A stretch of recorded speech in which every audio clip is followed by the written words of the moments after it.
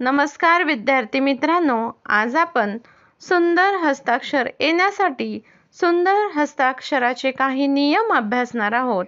यामध्ये आपण इयत्ता पहिलीमध्ये मराठी स्वर आणि व्यंजने लिहिण्यासाठी सुरुवातीला 2 रेघी वहींचा वापर कसा करायचा आणि त्याचे नियम काय आहेत ते प्रथम समजून घेऊ। बघा, पहिला नियम आहे अक्षरे 2 रेघांच्या मध्येच लिहायची। काही जणांचं काय होतं, 2 रेघा सुटून ते तिसऱ्या ओळीला अक्षर येतं, तर तसं आपल्याला करायचं नाही। 2 रेषेच्या मध्येच आपलं अक्षर आलं पाहिजे। दुसरा नियम, अक्षरांची सुरुवात योग्य ठिकाणाहून करायला हवी। अक्षरांचा आकार हा एकसारखा असायला हवा।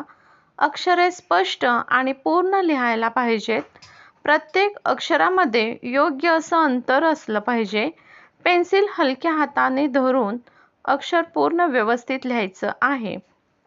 घाई न करता हळूहळू आणि स्वच्छ अक्षर लिहायचं आहे। 8वा नियम आहे दररोज थोडा वेळ सुंदर अक्षर लिहिण्याचा सराव करायला पाहिजे। मात्रा हा योग्य ठिकाणीच द्यायला हवा। आणि सगळ्यात शेवटचा आणि महत्त्वाचा नियम तो म्हणजे आपली जी वही आहे ती स्वच्छ आणि नीटनेटकी ठेवली पाहिजे।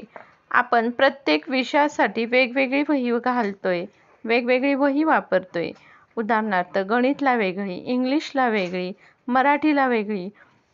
तर आपण प्रत्येक वहीत व्यवस्थित आणि नीटनेटकी ठेवली पाहिजे।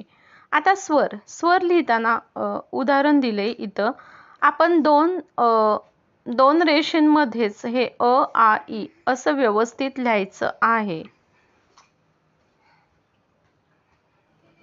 आपण आज नियम पाहिले सुंदर हस्ताक्षराचे।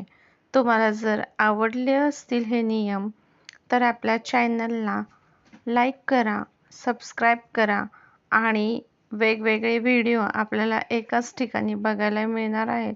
त्यामुळे आपल्या चॅनलला सबस्क्राईब करायला अजिबात विसरू नका।